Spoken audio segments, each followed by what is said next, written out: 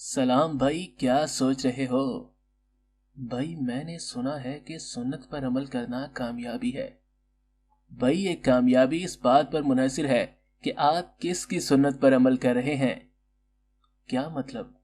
भाई कुरान में अल्लाह की सुन्नत, रसूलों की सुन्नत और लोगों की सुन्नत का जिक्र है। भाई मैंने सुना है कि सुन्नत से मुराद रसूल पाक के तरीके हैं। जी नहीं मेरे भाई, सुन्नत के मानी दस्तूर या तरीके के हैं। जो अमल आप करते हैं वो आपकी सुन्नत है। जो अमल अल्लाह करता है वो अल्लाह की सुन्नत है। इसी तरह जो अमल अल्लाह के रसूलों ने किए वो सुन्नत रसूल हैं। देखिए हम आपको कुरान से अल्लाह की सुन्नत दिखाते हैं। आप सूरा नंबर 33 और आयत नंबर 38 देखिए।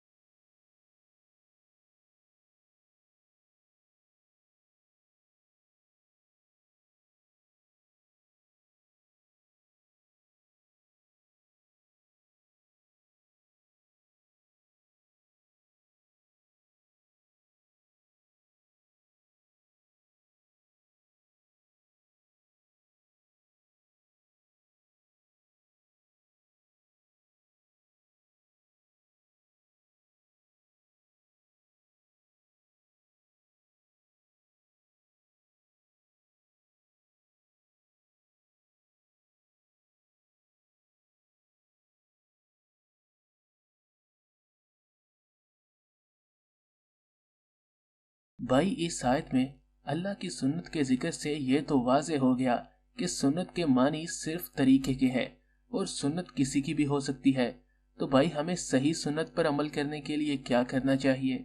भाई हमें कुरान से अल्लाह की सुन्नत को समझना है, रसूलों की सुन्नत को अपना रहनुमा बनाना है और लोगों की गलत सुन्नत से बचना है। तो भाई मैं रसूल पाक की सुन्नत पर कैसे अमल कर सकता हूँ? भाई आप पहले सूरा नंबर 2 और आयत नंबर 136 और 37 देखिए।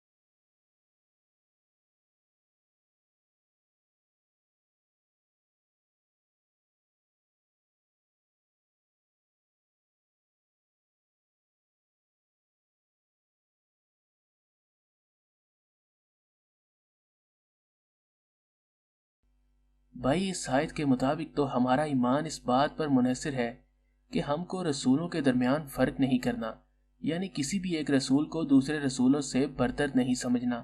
जी भाई, हम यहूदियों और ईसाइयों वाली गलती नहीं कर सकते जिन्होंने अपने अपने रसूल अलग कर लिए और कुफर किया। और अल्लाह के अहकामात से देखें, जो लोग अल्लाह के रसूलों में फर्क करते हैं, अल्लाह इनको सूरा नंबर 4 की आयत नंबर 150-51 में काफिर कह रहे हैं।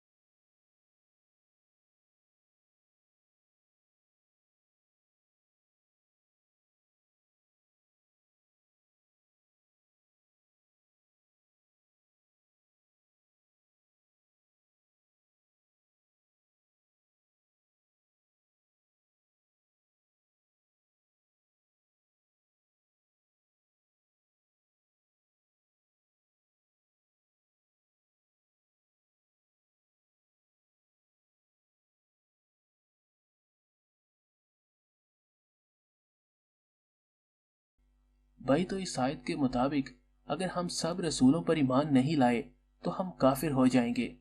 जी मेरे भाई, ہم کہتے تو ہیں کہ ہمارا ایمان تمام رسولوں پر ہے، مگر حقیقت میں ہم صرف ایک رسول کو مانتے ہیں اور صرف ایک رسول کی سنت پر عمل کرنا چاہتے ہیں، اور یہ اللہ کے احکامات کے ساتھ کفر ہے۔ اسی لیے ہمیں تمام رسولوں کی سنت پر عمل کرنا ہے۔ تو بھائی مجھے تمام رسولوں کی سنت کا کہاں سے پتہ چلے گا؟ بھائی آپ کو رسولوں کے بارے میں قرآن نے بتایا، تو قرآن ہی آپ کو رسولوں کی سنت کے بارے میں بھی بتائے گا کہ کن حالات میں کس رسول نے کیا عمل کیا۔ مگر ایک سنت ایسی ہے جو تمام رسولوں کی ایک جیسی ہے۔ آپ سورہ نمبر 7 اور آیت نمبر 35 دیکھیے۔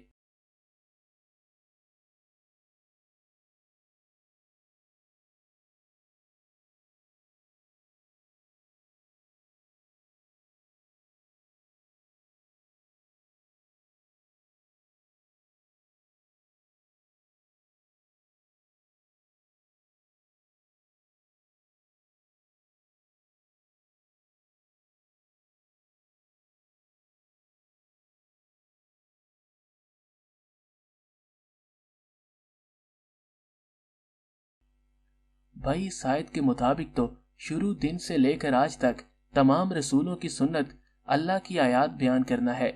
جی میرے بھائی، تمام رسولوں نے صرف اللہ کی آیات بیان کی، مگر اس آیت کے مطابق رسولوں نے ایسے آیات بیان کی جس سے لوگوں میں تقوی پیدا ہوا اور لوگوں کی اصلاح ہوئی۔ اب آپ سورہ نمبر 28 کی آیت نمبر 59 دیکھیے اور سورہ نمبر 14 کی آیت 4 دیکھیے۔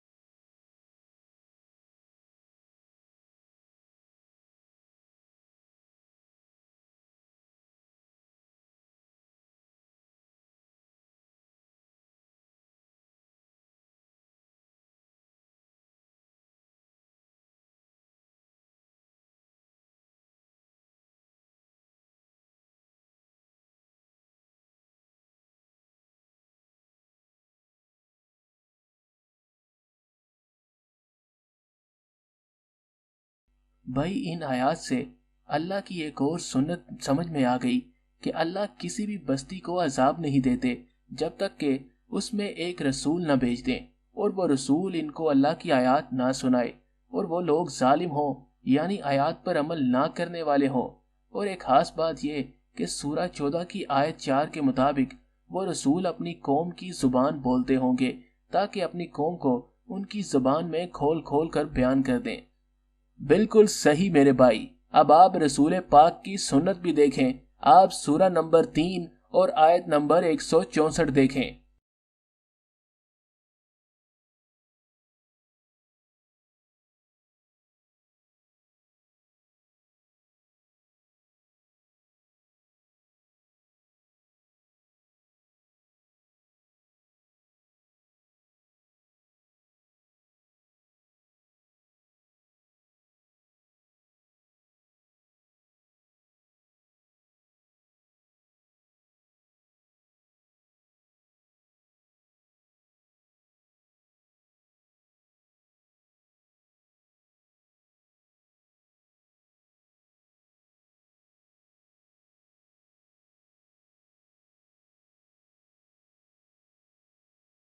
تو بھائی ان آیات سے یہ بات سمجھ میں آ گئی کہ اللہ کے رسول پاک اور تمام رسولوں نے اللہ کی آیات ایسے سنائی جس سے لوگ پاک ہوئے، یعنی برے اعمال سے دور ہوئے، اور لوگوں کو کتاب یعنی قرآن کی سمجھ مل گئی اور لوگوں کے پاس قرآن حکمت یعنی دانائی بھی آ گئی۔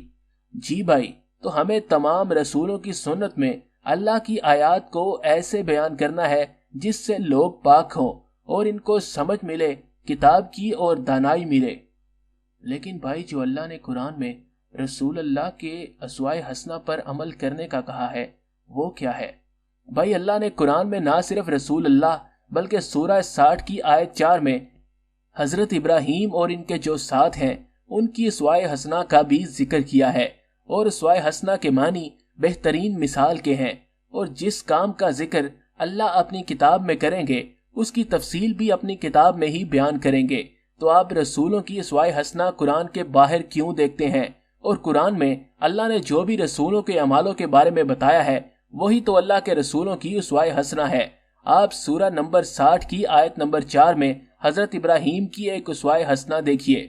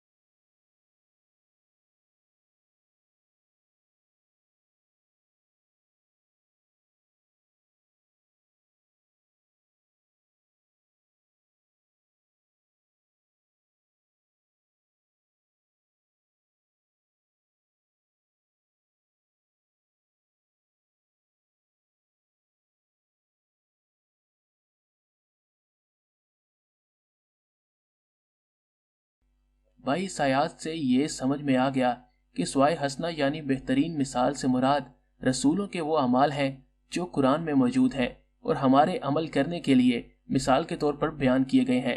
لیکن بھائی میں نے آج تک سنت رسول کے نام پر حلیہ، کھانا، لباس اور ظاہری چیزوں پر توجہ دیکھی، مگر آیات بیان کر کے اصلاح کرنے والی واضح سنت پر کوئی توجہ نہیں دیکھی، جو نہ صرف رسول پاک بلکہ تمام رسولوں کی سنت ہے۔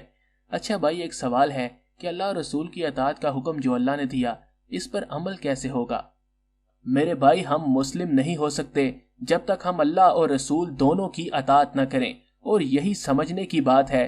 پہلی بات یہ ہے کہ اللہ نے اطاعت کا ایک جیسا لفظ اپنے اور رسول دونوں کے لیے استعمال کیا، یعنی اللہ اور رسول کی اطاعت کے طریقے میں فرق نہیں ہوگا۔ اگر اللہ کی اطاعت حکم مان کر ہو رہی ہے تو رسول کی اطاعت بھی حکم مان کر ہی ہوگی۔ دوسری بات یہ ہے کہ اللہ نے کہا اللہ اور رسول کی اطاعت کرو، اللہ نے یہ نہیں کہا کہ اللہ یا رسول کی اطاعت کرو۔ جب اور کا لفظ آ گیا تو اس کے معنی ہوئے کہ اللہ اور رسول دونوں کی اطاعت کرو، اور دونوں کی اطاعت صرف اسی صورت میں ممکن ہے جب اللہ اور رسول کے احکام میں فرق نہ ہو۔ دیکھیے اللہ سورہ نمبر 4 اور آیت نمبر 105 میں بتا رہے ہیں کہ رسول کی طرف کتاب نازل ہی اس لیے کی تھی کہ وہ اس کتاب کے ذریعے لوگوں کے درمیان حکم کریں۔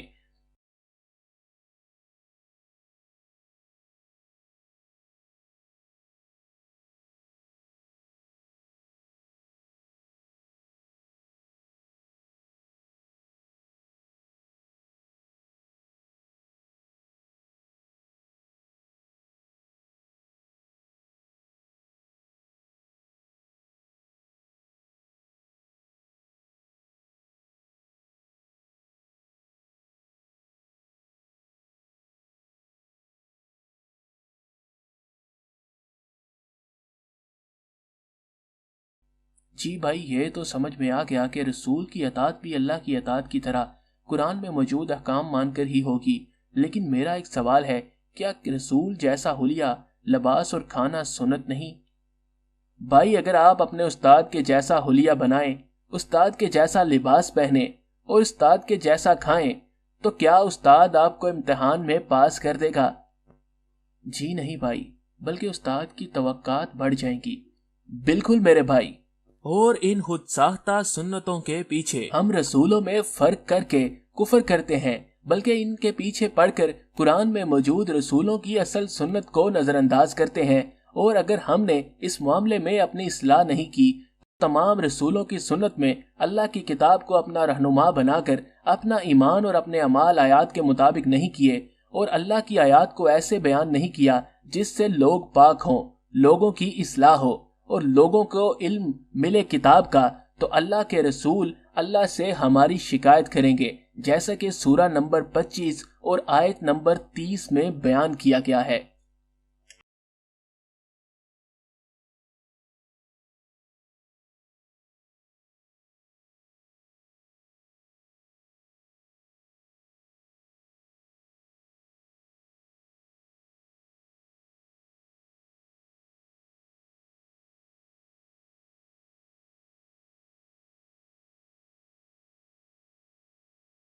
تو بھائی یہ ضرور سوچئے گا کہ اپنی امت کے جس شخص کی رسول اللہ صلی اللہ علیہ وآلہ وسلم شکایت کریں گے اس کی مغفرت کیسے ہوگی۔